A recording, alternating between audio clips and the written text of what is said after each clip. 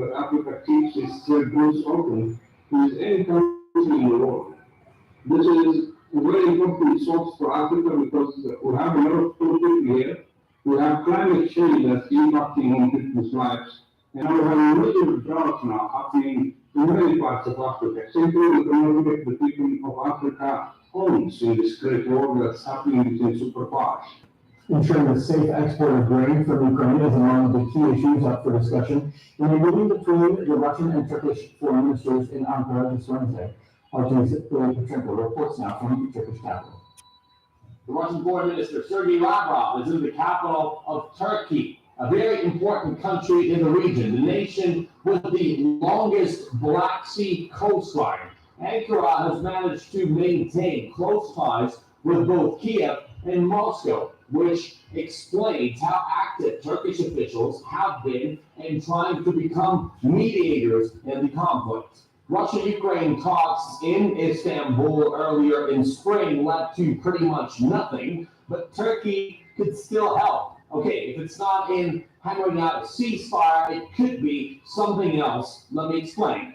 Mr. Lavrov's visit comes at a time when Western nations are accusing Russia of sabotaging Ukrainian wheat exports through the port city of Odessa, where scores of vessels have been blocked for months. It's a critical issue for cash-strapped Ukraine. Well, the Russian president, Vladimir Putin, is blaming the logistical deadlock on Kiev, saying Ukraine shot itself in the foot by setting up mines in the waters around Odessa. He also says that the Russian Navy has nothing to do with the issue.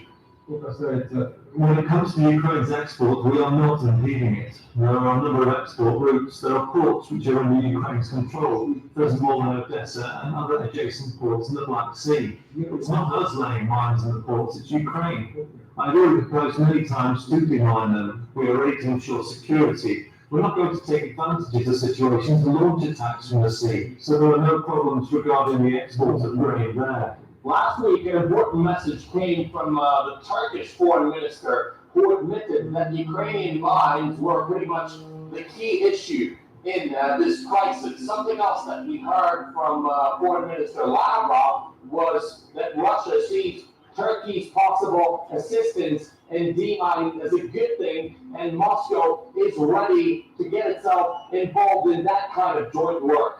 There's another aspect in this crisis. An open sea route from Bosphorus to Odessa is something that could be used by Kiev to obtain Western military hardware. And this is something that Russia wouldn't accept under any circumstances. However, the Ukrainian president, Volodymyr Zelensky, says that the first step in solving this logistical crisis should be Ukraine receiving anti-ship systems. So for Kiev, it's weapons first, demining second.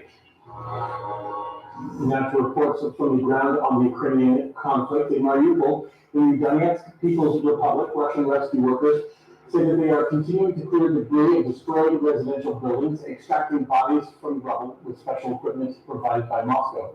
Yesterday, Russian forces also said that they completed a demining operation in the city's port. And as the conflict continues, RT finds evidence that the OSCE may have been working alongside Ukraine's neo-Nazi battalion White Sector, members of the European Security Organization who allegedly shared a shelter with the far-right fighters, appeared to be privy to atrocities committed by the battalion's soldiers, but did not report on them.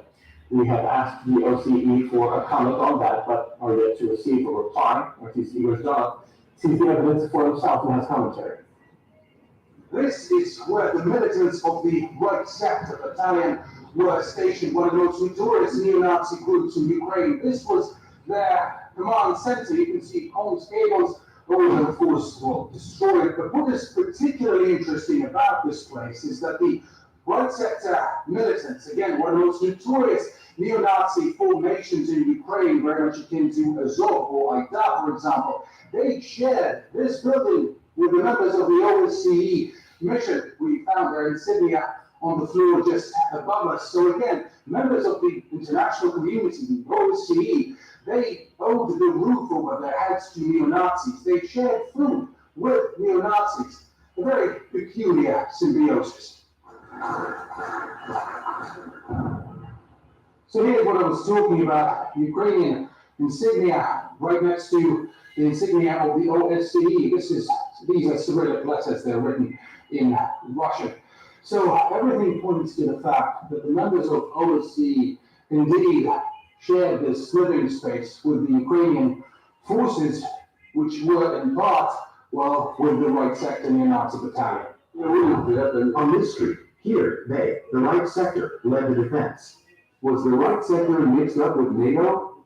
Yes, NATO and the OSCE were present here because we found their leaflets everywhere, their maps, narcotics, and everything else.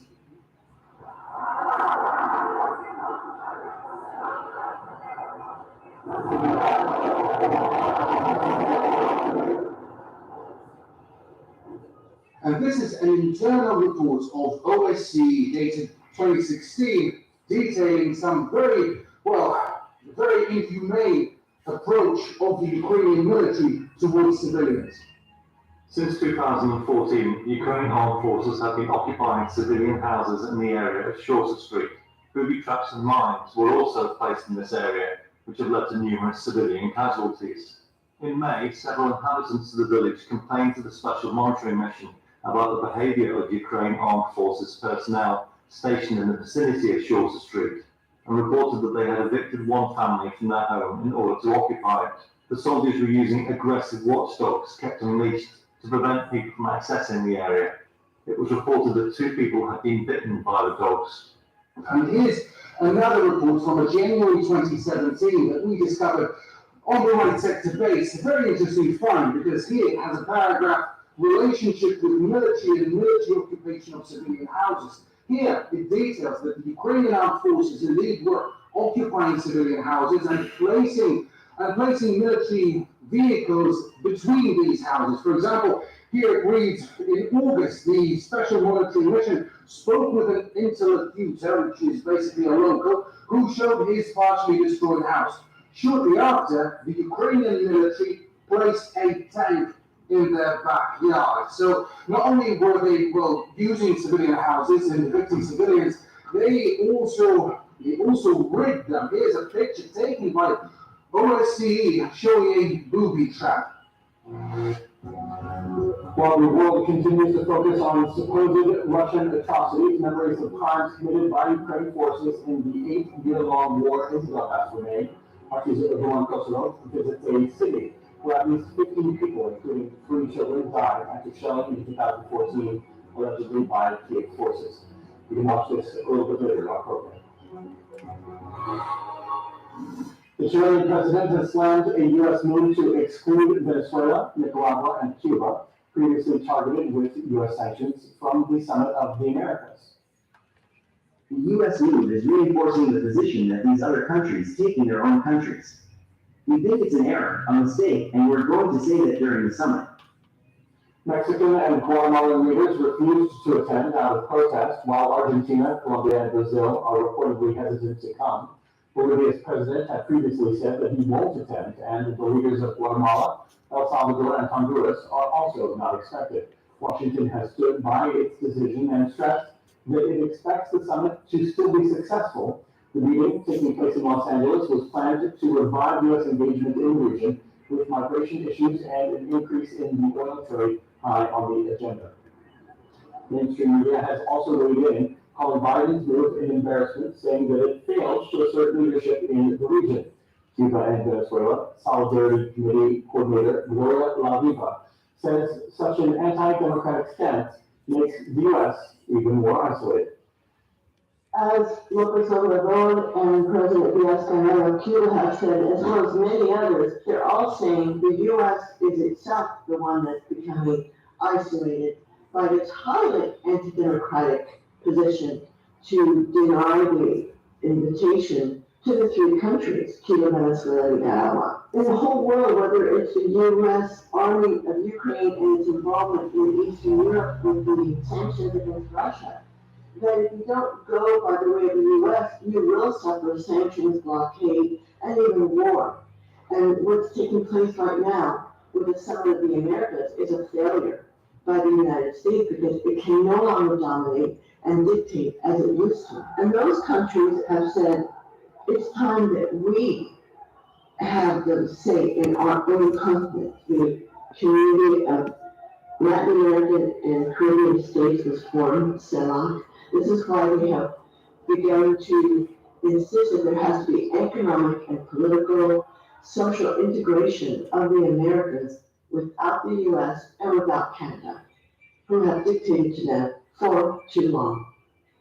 Party correspondent Caleb Maupin explains why the move to exclude the countries provoked such a major backlash among Latin American leaders.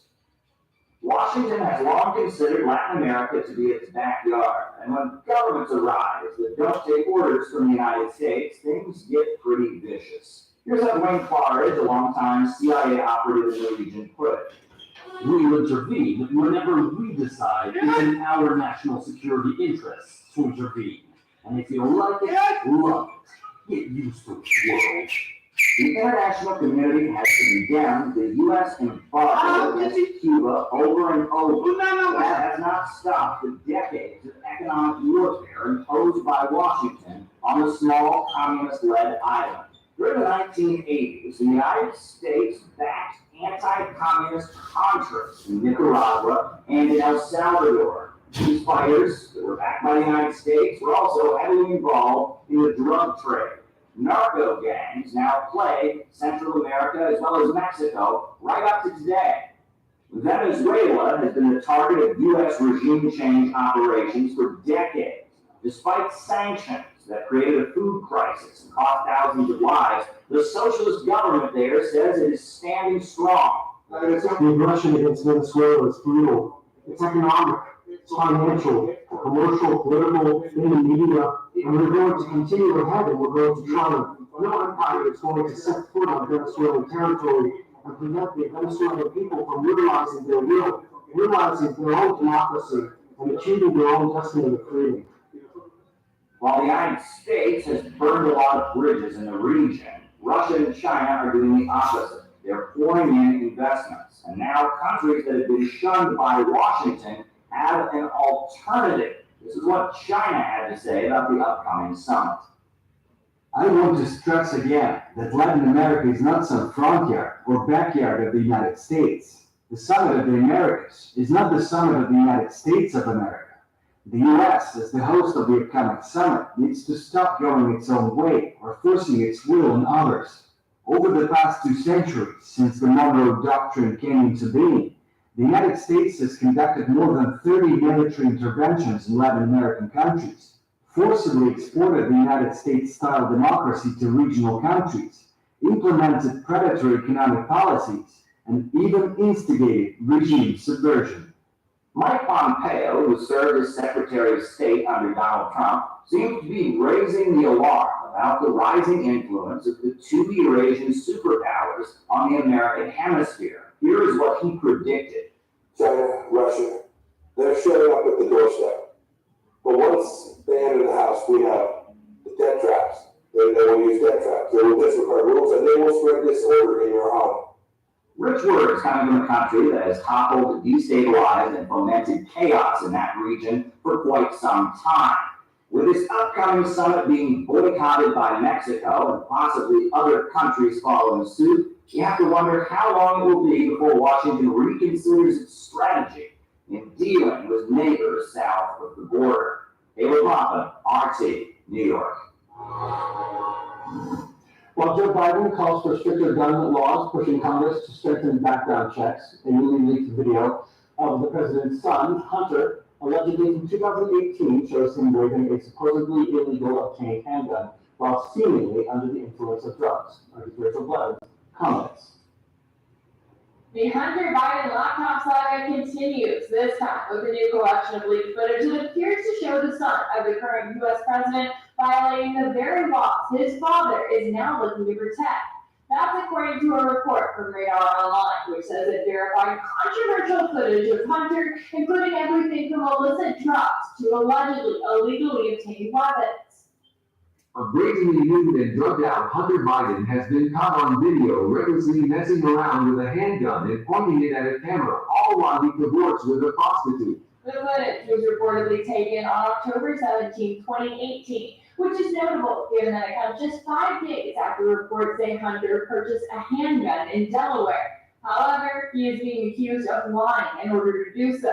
On the firearm transaction report, Hunter answered no when questioned about whether